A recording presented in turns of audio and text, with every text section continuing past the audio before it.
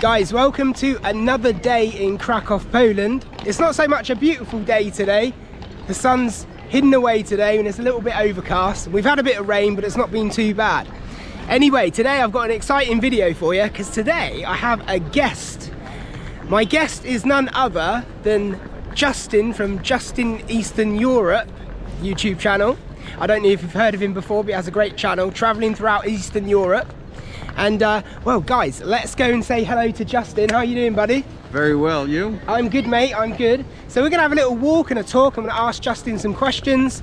Specifically, we're gonna touch on some questions about Ukraine, get Justin's feelings. Obviously, he's traveled throughout Eastern Europe for many, many years now. So it'll be interesting to hear his opinions on these subjects. So Justin, are you ready, my friend? Looking forward to it, Looking forward to it. All right, let's go. It's been a long time coming, this video, isn't it? It has been a long time coming. We've been wanting to do a collab for a long time now. We speak to each other regularly, and yeah, finally, Justin. It was actually supposed to be in Ukraine, and listen, can't complain. Krakow's a fantastic city, so we're going to do it in Krakow. Let's do it, mate. Let's do it.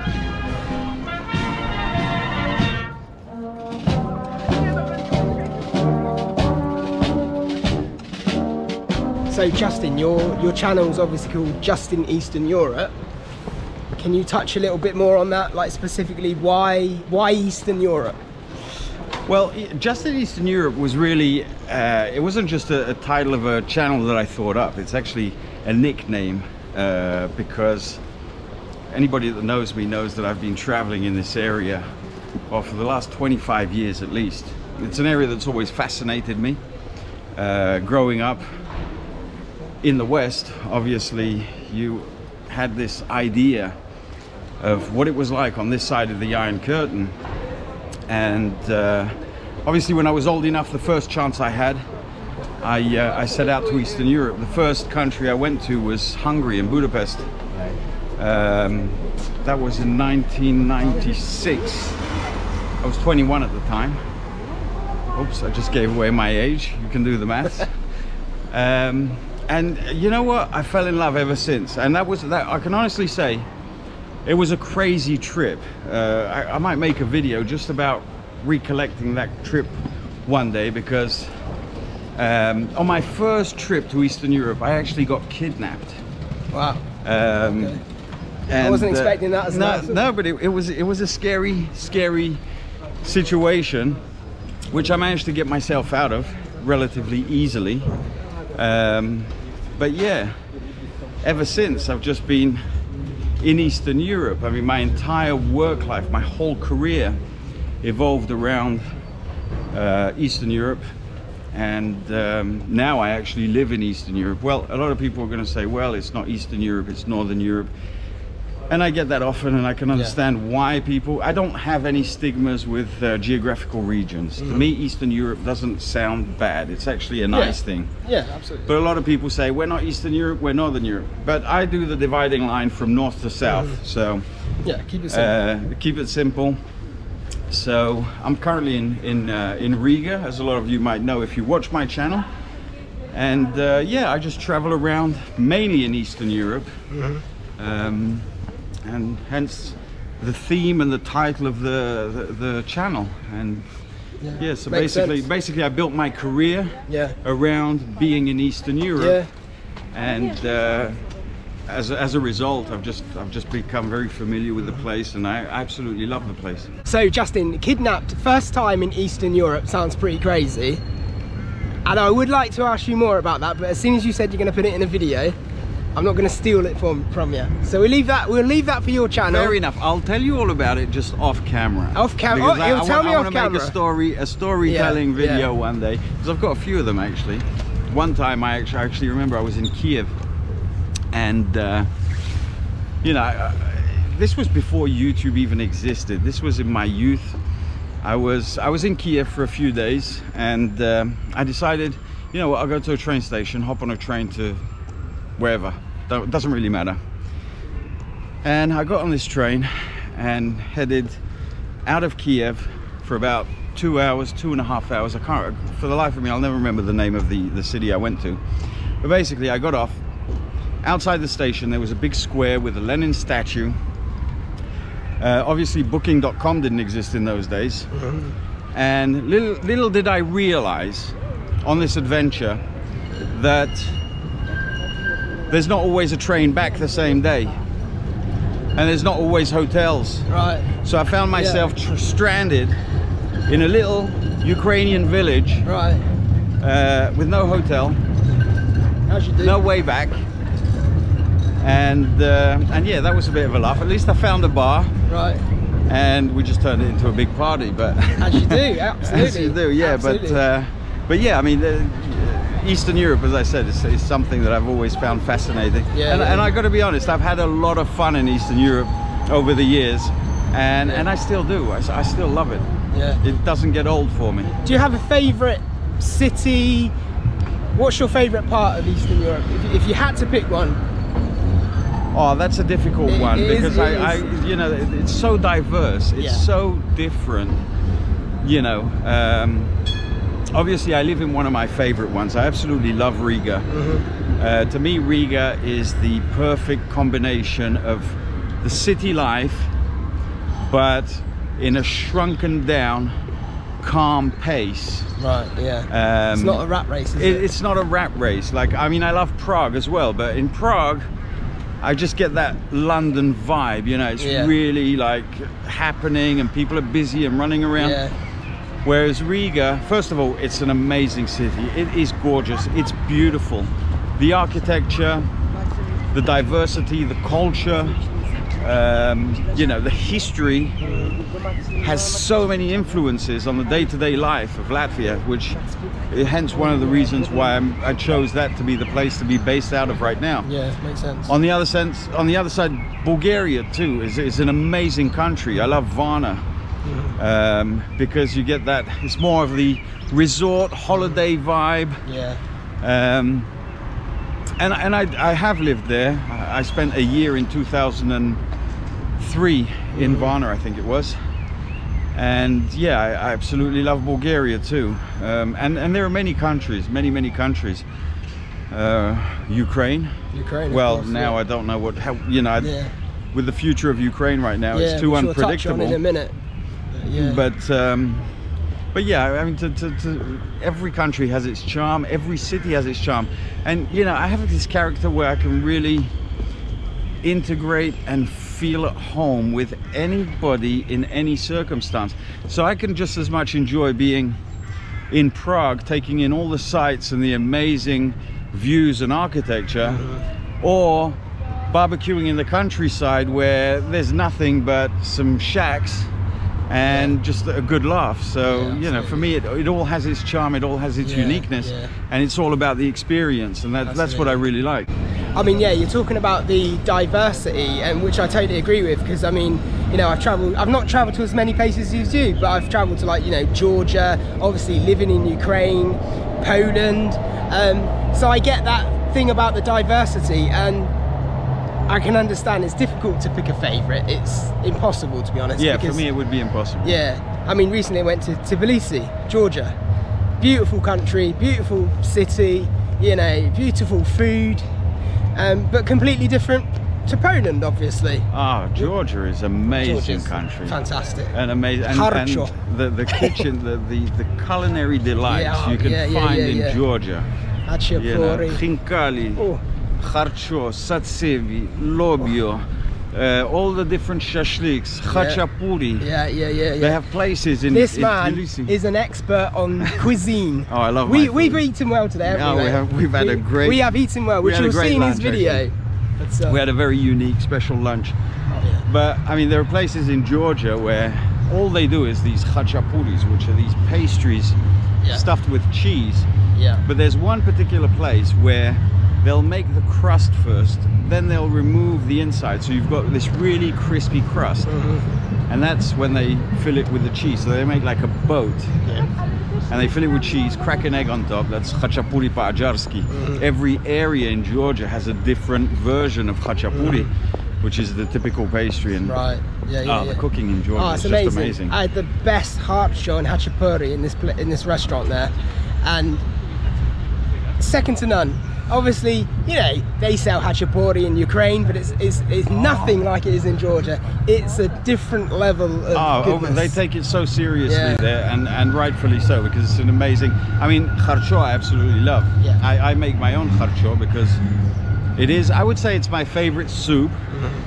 But after you've eaten it in Georgia, you can only but get disappointed ordering it in restaurants whilst not in Georgia. So I made it a point to learn how to do it. As a matter of fact, I'm toying with the idea of starting a cooking channel because a lot of people are asking me, and we've spoken about it. It's, you know, the theme might be just in the kitchen or something like that. Because whenever I travel to places, I always try and, you know, learn a couple of dishes, learn how to cook them like the locals do. And yeah, just to share that knowledge and give people the experience as well, because, you know, that's one thing about my travels, is that anybody who's watched my channel knows that for me it's all about the culture. It's visiting. I mean, yes, it's lovely to see all the beautiful sights and everything else, but I like to get really deep into the culture, meet the locals, talk to them, eat where they eat, and and food is a very important part of that. Absolutely, absolutely.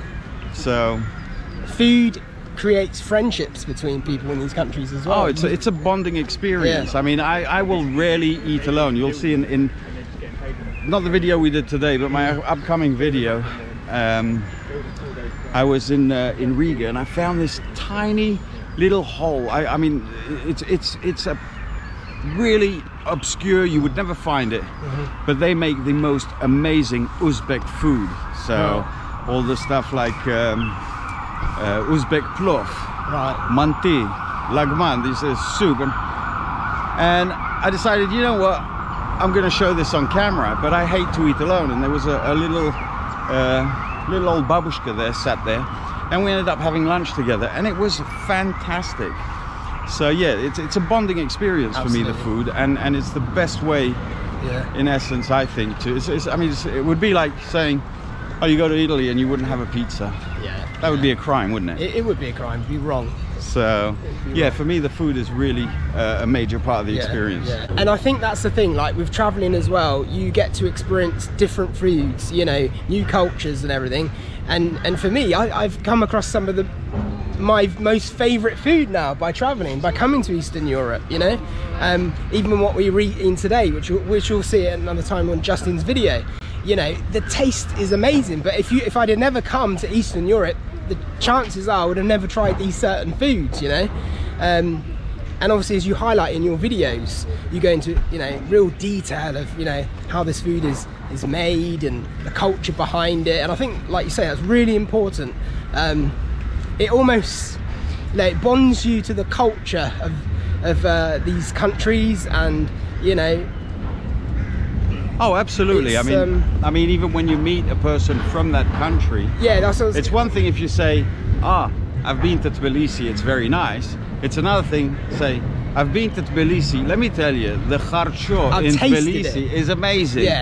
Right away, the guy he feels like impressed. He feels like, you know, like you're a person that's really experienced the culture, and that's important. I mean, we're not a couple of Brits that will go to, I don't know, let's say Tbilisi, like I already said, and look for fish and chips, look for sausage and rolls. It ain't gonna happen. It ain't gonna happen anyway. But you get Torremolinos. Yeah, exactly. But you get those, you know, typical British people that never want to try new foods. They're too scared to try it because it looks different. You know, it looks odd and strange. No, I mean, I can understand that. Like, I've watched some YouTubers that'll spend half their day looking for a McDonald's. Listen, I can understand why, because maybe you weren't brought up in a very varied kitchen. Yeah, I mean, I enjoy a burger every now and again.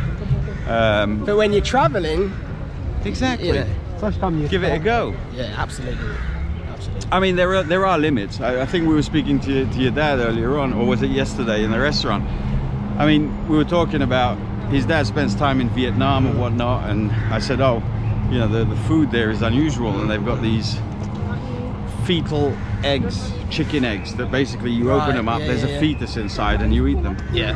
I mean, I'm daring, but I think I would draw the line with certain things. I don't think I could. But then you have other extremes as well. People that just know their food and just won't deviate. So, but I mean, you know, to me that's a shame because I think those people are missing out a lot. You are missing out. You are missing out. So, Justin, I've been watching your videos for a while now, and I've noticed you speak quite a few languages. Exactly how many languages do you speak? Because I am quite impressed, to be honest. Well, really, to me, that depends on how you define speaking a language. So you can communicate in general with people, you know. To me, understanding a language or being able to communicate in a language is when you can start understanding jokes. Okay.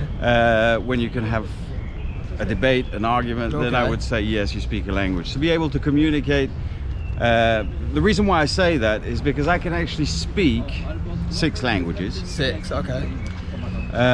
But I can communicate in a few additional ones. I just haven't spent the time or the effort to develop them anymore. Because, you know, languages for me is something that I'm really passionate about. Yeah.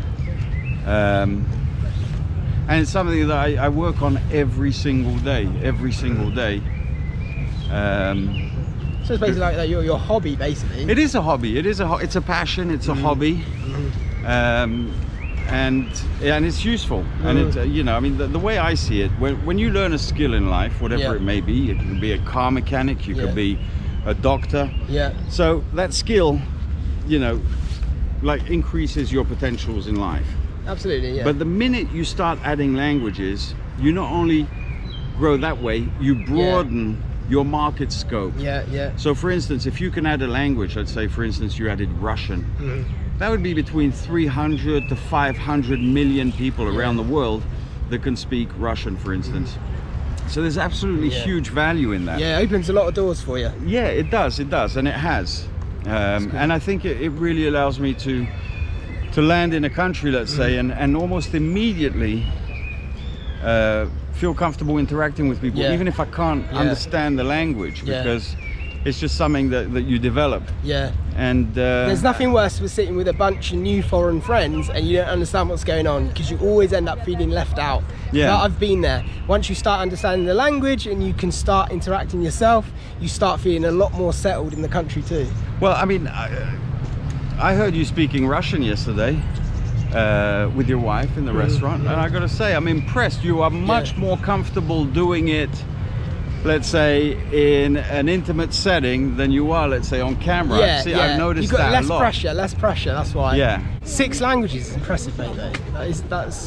I'm impressed. Well, it's not that impressive, in my opinion. I mean, it's not something that is so extraordinary. It might not be common, but I'm of the belief, as a matter of fact, I could prove it, that everyone has a talent for learning languages. Absolutely everyone. It doesn't matter where you're from. You know? Well, as I've said, you know, it's the one skill that each one of us has done to perfection.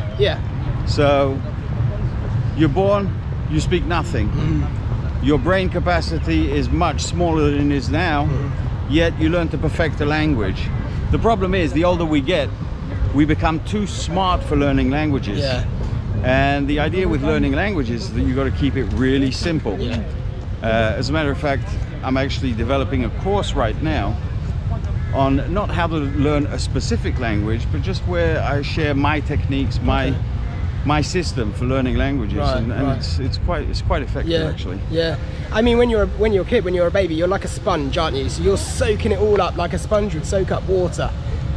Yes, I mean, yes, obviously, but that doesn't mean that as adults our brain capacity is any less. We can soak up even more as adults. I think what it is, as adults, we have learned, first of all, to be too logical. When we speak a certain language, let's say you speak English, whenever you're learning an additional language, you're always learning by means of translation. Oh, what does that translate to, and why do they say it like that, and how does that make sense? For instance, I'll give you an example. 80, the number 80, very simple number. In English you say 80. In French you say 80. Now you can learn that as just a sound. 80, 80. However, if you dissect it, it's 4 20s. Right. If you wanted to say 90 in French, you say 90. I see. Yeah, But that's for 2010. If you started to try and understand why certain languages say things a certain way, then you're going to start confusing yourself, making it overwhelmingly complicated, rather than just accepting and kind of like, you know, just letting the language be as it is. Letting it happen. Exactly, Naturally. letting it happen. Yeah. But we're too smart for that now. We have too much logic. We have too much rationale, and everything has to make sense to us. Whereas if you just let go and say, this is how it is, I'm never going to question why things are. They'll just come to me later. That's it. We get in the way of our own progress by doing that, you know? Big time. So guys, as I said earlier, me and Justin communicate quite a lot, and Justin was quite a support for me while I was in Ukraine. And obviously Justin traveling quite a lot in Eastern Europe for many years, I really wanted to get his opinion on the situation there at the moment. So I mean, well, Justin, what is your opinion on what's going on at the moment? What do you think? How long do we have? Yeah, exactly. Well, we can't answer everything. But I've touched on the subject on a few videos of my own, and honestly speaking, I'm not a political person. I think what happens at the top levels in politics has very little to do with what should be happening among people and how that should cause people to interact. But unfortunately, that's not the case, and to me, that's the worst thing that's really coming out of this. I mean, other than the fact that it's an atrocity. I mean, any war is terrible, you know, whether it's in Ukraine, in Yemen, in you know, Ethiopia. It's a terrible thing. I mean, war is just horrible. And in my opinion, if there is ever a way to avoid a war, then that should be the priority at all cost. And unfortunately, there are very different views as to, you know, what could have happened in Ukraine, what could have been done differently, maybe to avoid this. Not to, you know, alleviate blame from anybody, because like I say, I've been around long enough to know that what I'm being told is just but a small part of the overall puzzle. And I know that in about 20 years, I'll be scratching my head going, is that what it's really all about? Is that what it was for? And, you know, I've seen that time and time again in my own life. But I think the biggest problem right now is not so much as to who's right or who's wrong.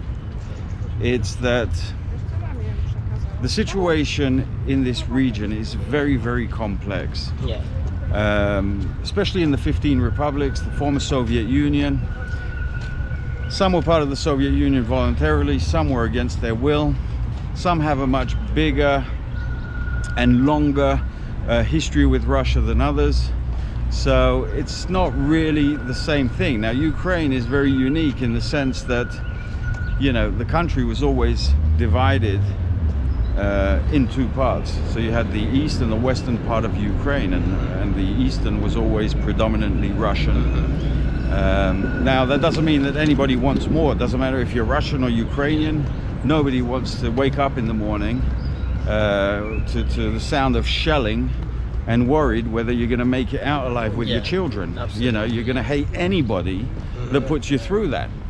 Doesn't matter what your views are politically. There is nothing to justify that kind of a situation. And it's really sad. I mean, just yesterday, I was when I arrived in Krakow, I came off at the station, and I saw lines of people in the station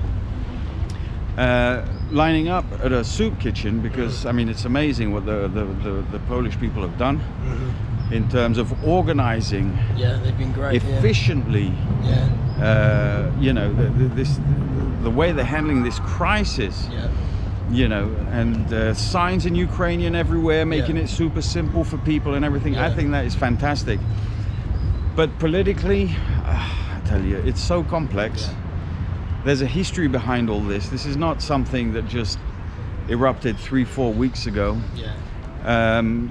It's a very, very complex scenario, very complex situation. It would take. We could literally talk about it all day. There are moments in history that you could go back to, and say, do you want to start the discussion from this point, or do you want to go even further? And you could literally go back almost 1,000 years to really start to explain the root cause of the conflict today. But yeah, I mean, however you cut it, whatever your views might be, suffering people, children having to wake up and be scared. Listen, I don't think any human being deserves that. It doesn't matter if you're Ukrainian, Russian, from Zimbabwe or anywhere. You know, people deserve to live in peace. Political, I don't want to get. I will never get political. But all I can say is this war has to end as soon as possible, immediately if possible, because nobody should suffer that way. And yeah, let's hope that you know, things don't get too crazy behind the scenes, like as they have in the past. Absolutely. I hope there's peace soon in Ukraine, and I mean, thank you, Justin, for supporting me, to be honest, mate, as well as there, because it was a pretty scary experience. I couldn't even start to imagine what it must be like to wake up to bombs. I mean, and obviously I had quite a few friends in Ukraine, one of which took him 4 days to get out. But yeah, I mean, obviously if you know someone, you'll do what you can, right? Yeah, exactly. So we've come to this lovely little vodka bar. There's all these different vodkas here, different flavours, different consistencies. So we're going to finish now, have a little drink together. But before we finish, I want to ask Justin, what is the future of Just in Eastern Europe? Well, you know, the face of Eastern Europe is changing right now, and obviously I planned to do a lot of videos in Ukraine. Nobody knows where, you know, what's going to happen there. Same with Russia. I don't know how easy it's going to be to get visas soon. But honestly speaking, the only thing I can really do is, and like I always say, I'm only as good as my last video. Every time I click upload a video, I judge myself and my channel based upon how I feel about that one video, and I think that'll keep the channel grounded. It'll keep my quality consistent. I mean, I constantly strive to do better and improve the quality, but at the end of the day, I'm hoping that you know, more people will enjoy the content, the channel will grow. But in terms of what I'm going to do, the same I've always done for the last 20 years, and that's roam around Eastern Europe and have a good time. Sounds good, mate, sounds good. Well, thanks for joining me in Krakow. It's been great to see you. It's been fantastic to see you. So we're going to have a drink now. I think we're going to drink now to our friendship and to peace to Ukraine. Sounds good. Peace everywhere. Peace everywhere. Cheers. Cheers. Oh, that's lovely. That was nice. That is so nice, Ksenia. That was lovely. Good choice.